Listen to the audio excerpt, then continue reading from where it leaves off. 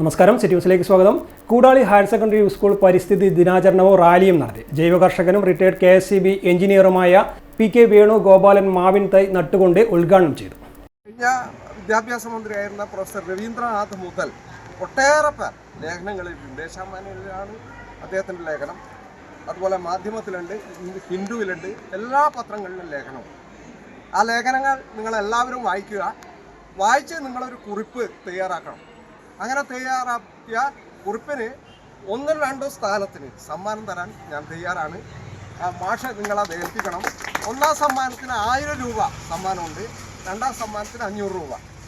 ഇത്രയും കാര്യമാണ് പറയാനുള്ളത്. മറ്റൊന്ന്, സ്കൂൾ കോമ്പൗണ്ടിൽ ഫലവൃക്ഷങ്ങൾ നടുകയാണെങ്കിൽ സൗജന്യമായി ഞാൻ ജൈവവളം എത്തിച്ചു തരാം. ആ ജൈവവളമാണ് പഞ്ചാബിൽ നിന്നുള്ള ജൈവവളം. ഇത്രയും കാര്യങ്ങളാണ് പറയാനുള്ളത്.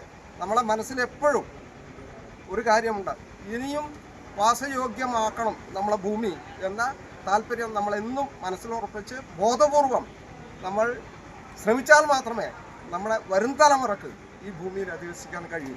ഒരു കാര്യം കൂടി ഞാൻ പറയാം.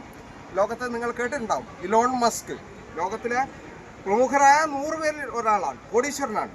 അദ്ദേഹത്തിൻ്റെ റിസർച്ച് ഇപ്പോഴെന്താണ്, ഭൂമിയിൽ പല കാരണങ്ങൾ കൊണ്ട് വാസയോഗ്യമല്ലാതായി തീർന്നാൽ മറ്റു കോളങ്ങളിലെ എങ്ങനെ ആളുകളെ എത്തിക്കാം, അതിൻ്റെ ഗവേഷണത്തിലാണ്.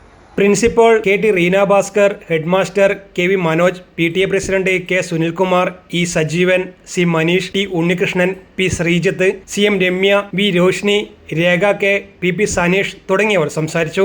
Bharat scout and guides rover and ranger വിഭാഗം പരിസ്ഥിതി സന്ദേശ റാലി നടത്തി. Rover leader Nitheesh OV, ranger leader Vineetha KT എന്നിവർ നേതൃത്വം നൽകി.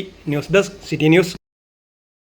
കൂടുതൽ വാർത്തകൾ അറിയുവാൻ സിറ്റി ചാനൽ വാട്സ്ആപ്പ് ഗ്രൂപ്പിൽ ജോയിൻ ചെയ്യുക. അപ്പോൾ YouTube ചാനൽ സന്ദർശിക്കുക. വാർത്തയുടെ അവസാനിക്കുന്നില്ല. മറ്റൊരു വാർത്തയുമായി വീണ്ടും കാണാം. നമസ്കാരം.